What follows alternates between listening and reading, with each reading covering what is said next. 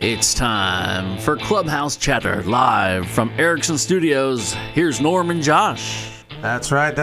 Hey, we're back for another show, and so we'd like to thank a couple of people right off the bat. Thank you to Bass by Pros and Mitch Canham, bassbypros.com. His dad, Mark Canham, who is a character. Yes, Check he him is. out. He does our sweatshirts, which are available for sale. We have shirts, hats, and bags.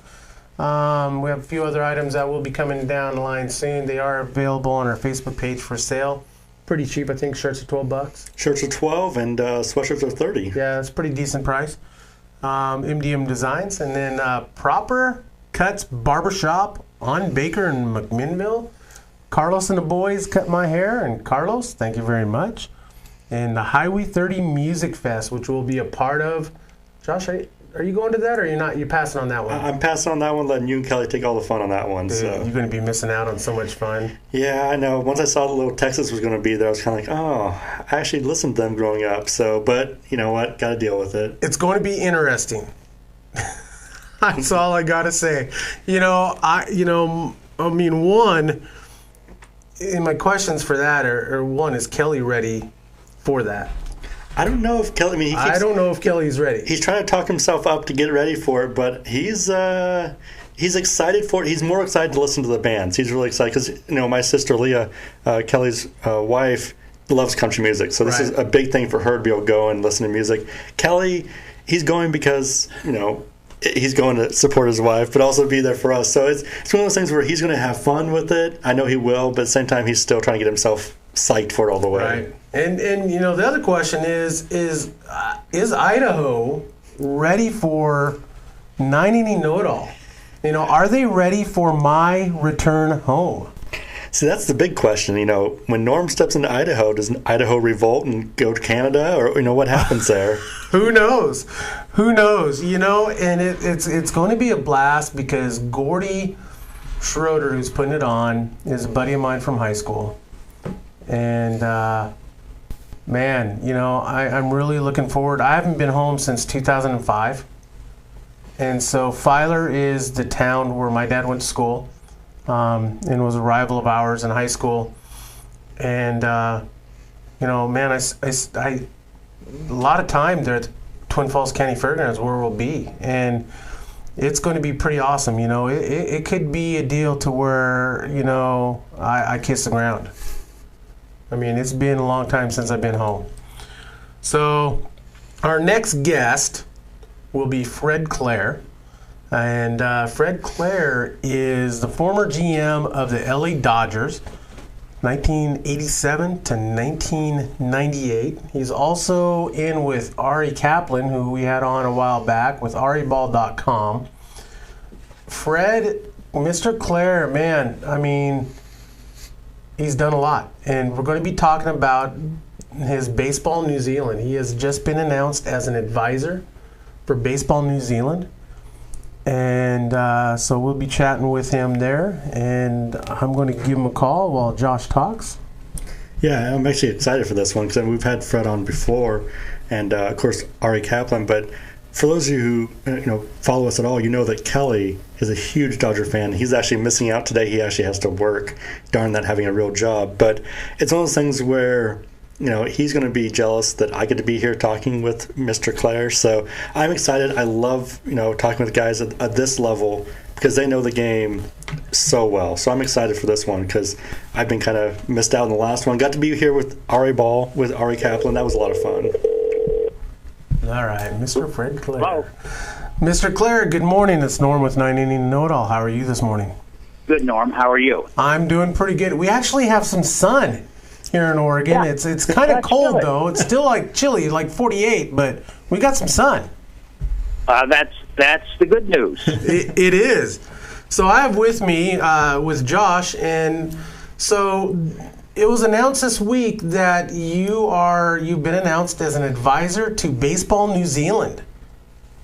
Yes, the young man who heads Baseball New Zealand, Ryan Flynn, is someone that I have known for a number of years and have been impressed with Ryan's dedication to baseball and wanting to grow the sport of baseball, and he's very passionate about that.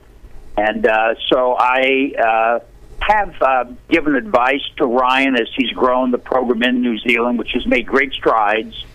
And we decided to make it rather more of an official status, and that's the announcement that was made that I will be a special advisor to Baseball New Zealand. That's pretty exciting. You know, we've done some. We've talked with some guys with the internationally, the globally game of baseball, and you know, you hear of Australia, but you don't hear much about baseball in New Zealand.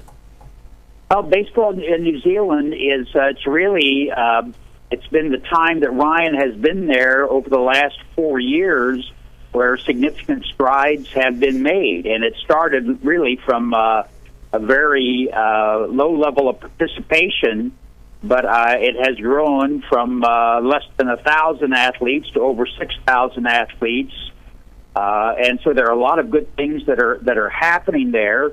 It's a lot of work left to be done because so many other sports, if you look at sports in New Zealand and if you look at the headlines, you see rugby, of course, and you see cricket, and you see tennis and golf, and many other sports. Baseball doesn't get much of a mention, but they have great athletes in Australia. It's a great sporting country, and I think there is a tremendous growth potential to grow our game internationally. So, Mr. Clare, when you're looking at building a program, you know, in New Zealand, what is the biggest challenge with trying to get, you know, younger kids to play baseball? What did you have to do to try and get them excited about it? Good question. It's really a matter of two things. I think it's a matter of awareness of the sport, and it really has to begin at the youth level. And the other thing I think that becomes very, very important is the opportunities that baseball has to offer, because our sport has so much to offer. When you look at some of the other sports, such as the NBA or professional football, you really have to be a rather unique individual in size to be able to compete at the very top level. In baseball, that isn't true. And I think back, I made a trip to Australia in the late 1970s. That program was just starting, and I saw that there were people who had an interest in baseball in Australia. I then made the arrangements to have some of our coaches, great coaches, Red Adams, Monty Basgall, Guy Wellman, made the trip to Australia. And that had a little bit of a hand in helping to spur the growth, to give those young players instruction, awareness, and now we have a Major League game being played in Australia this weekend. So, and even so, there's a lot more to do in Australia. But as a believer and someone who's spent much of my life in baseball, I want to do everything I can to help the game grow. Right. Now, I know at one point New Zealand had like a fast pitch program for fast pitch softball, and I know back in the day, you know, Australia had the same thing, and a lot of those guys ended up becoming baseball players. Is that still prevalent in New Zealand today? Well, New Zealand has one of the world's great softball teams. I mean, world-renowned softball teams. It's really, as you know, with your own background in baseball. Baseball requires many fine skills, but you can't take a great softball player, maybe a world-class softball player, and make him a professional baseball player at the age of 18 or 19. Right. That's why Australia, what really impressed me about Australia, there was the president of the organization when I was there many years ago, was a man by the name of John Anderson. And then there were two brothers, Ross and Lynn Strahl. And they really got it from the standpoint of what needed to be done. I had dealt with a number of countries during my years with the Dodgers, and many of the countries would bring over former major league players as players, feeling that would be the attraction. That's not where the game grows. The game grows from the ground up, from the youth. And that's what I saw happening in Australia. I remember then that the officials from Australia came into spring training at Dodger Town, I suggested, I'll never forget this, I suggested Monty Basgall would be a good person to go over and teach infield play. And I said, you're going to visit other camps. You select whoever you want. But I think Monty would be excellent. They listened to Monty give one lecture, and they said, Fred, we don't need to go anyplace else. This is the man we want in Australia. So you grow it from the ground up. You have to give instruction. You have to talk about the opportunities in the game. You have to talk about the enjoyment of playing the game, because we've got the greatest game in the world. And so it's just a matter of exposure, instruction, and emphasizing opportunities, because there are careers. I can remember the first player signed out of Australia was a player that we signed, a friend today. He's in Australia at this time. That, of course, is Craig Shipley, now with the Diamondbacks, who not only had a great career or good, solid career as a major league player, but has had a lifetime in the game that he loves because of his connection to the game. Right. So how does cricket translate into the deal? I mean, because you watch a little bit of cricket and you see a little bit, with the bat. I know it's quite a bit different, but how does a cricket player translate? I mean, would there be like a? I don't think it does. Okay. Again, you can take the world's greatest cricket player, put him in the batter's box against a 90-mile-an-hour fastball, and he's going to be lost. Right. There's no chance. You can't do it. They're totally different sports. Right. And baseball is a game that you look at the great players.